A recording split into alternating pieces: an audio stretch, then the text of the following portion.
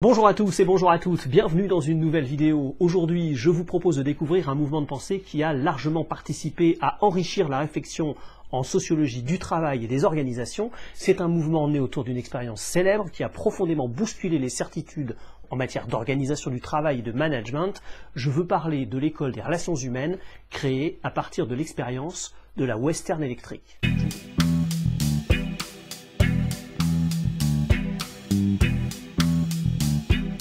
L'école des relations humaines, qu'on appelle souvent tout simplement l'école des RH, est un mouvement intellectuel apparu dans le prolongement de la crise économique de 29. Il intervient en réaction au développement à grande échelle du taylorisme et cherche à redonner une place à l'homme au travail qui ne soit pas celle d'un simple élément de la machine productive. Certains de ses représentants sont restés célèbres et leurs noms vous disent sans doute quelque chose. Elton Mayo, Kurt Lewin, vous savez le bloc de glace dont on a parlé dans une précédente vidéo, ou Abraham Maslow, celui de la pyramide qu'on vous sert à tous les stages de développement personnel.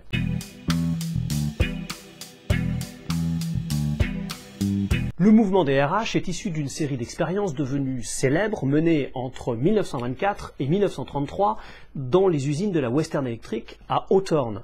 Hawthorne, c'est une ville de Californie qui est aussi célèbre pour avoir été la ville d'origine des Beach Boys.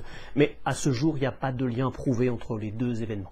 Pour ceux que ça intéresse, je vous invite à découvrir la vidéo que j'avais faite sur le détail de l'expérience. Pour résumer, il s'agissait d'étudier l'influence des conditions matérielles de travail sur la productivité des ouvrières. Une longue série d'expérimentations a donc été menée dans ce but sur un petit groupe de volontaires. À la fin de ces expériences, il est apparu que tous les changements, rémunération, éclairage des ateliers, etc., conduisaient tous à des résultats identiques, c'est-à-dire une augmentation globale de la productivité. Elton Mayo et ses collaborateurs en sont donc arrivés à conclure que l'augmentation n'était pas due aux variations introduites, elle était due au fait que l'expérience favorisait les relations entre les personnes.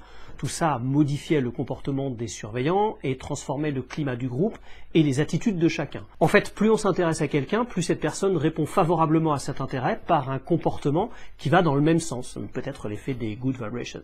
Bon, c'est rapidement résumé, mais en gros, c'est ce qu'on a appelé l'effet Hawthorne. Ces conclusions apparemment simples ont eu à l'époque des conséquences énormes. Elles s'opposaient totalement au taylorisme qui, lui, au contraire, visait à écarter toute considération psychosociologique et à réduire le travail à ses dimensions techniques.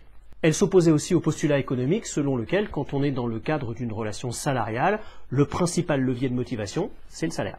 Elles ont donné lieu au courant de recherche et d'action qui nous intéresse aujourd'hui, le mouvement des relations humaines.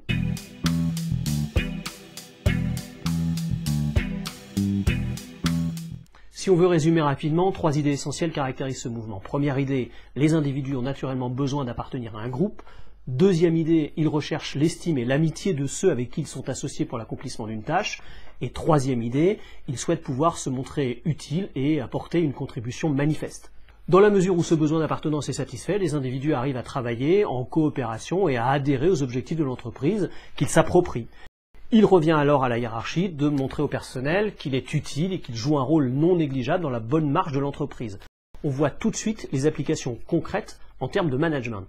Ce mouvement a incité à introduire dans l'étude du travail et des organisations des considérations issues de l'anthropologie et de la psychologie sociale. L'image de l'homme au travail s'est trouvée profondément modifiée. Il n'était plus uniquement un organe dans un univers mécanisé, il devenait un sujet motivé par ses besoins personnels et ses attentes sociales dont il était important de tenir compte. Quant à l'organisation, on cessait de la considérer uniquement comme un assemblage technique, on commençait à la voir comme un ensemble motivant de relations sociales où les rapports de pouvoir, les relations hiérarchiques et les chaînes de commandement devaient faire l'objet d'une révision critique. Sur le plan pratique, les recherches sur les organisations et le management s'en sont trouvées, comme vous pouvez vous en douter, largement influencées.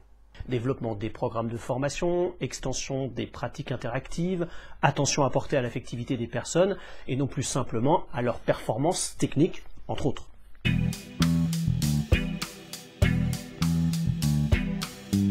Même s'il a eu des conséquences importantes en matière de recherche et d'application, ce mouvement n'est évidemment pas exempt de critiques, d'ailleurs elles n'ont pas manqué. Sur le plan méthodologique, on a notamment contesté l'imprécision des conclusions de l'expérience initiale. La critique a aussi porté sur le positionnement théorique.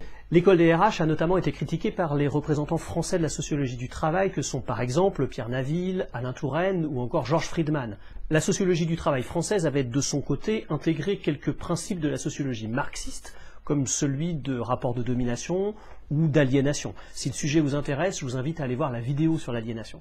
Plusieurs sociologues du travail avaient adapté ces principes de domination et d'aliénation au monde du travail moderne et les avaient rendus très utiles pour comprendre, entre autres, des phénomènes comme la souffrance au travail ou les relations de pouvoir dans les entreprises. Eh bien, ces principes sont totalement absents de l'école des RH. Ce qui a fait dire que l'école des RH non seulement était dupe de ces principes de domination qui structurent le monde du travail, mais pire, qu'elle en faisait le jeu.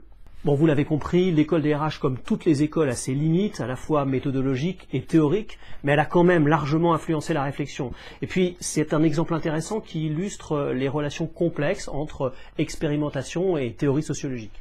Merci d'avoir suivi cette vidéo. Si vous voulez soutenir la chaîne, rien de plus simple, il suffit de partager les contenus sur Twitter, sur vos groupes Facebook, avec vos amis, avec vos collègues. Je vous dis à bientôt pour explorer un nouveau thème de la sociologie. D'ici là, portez-vous bien. Salut!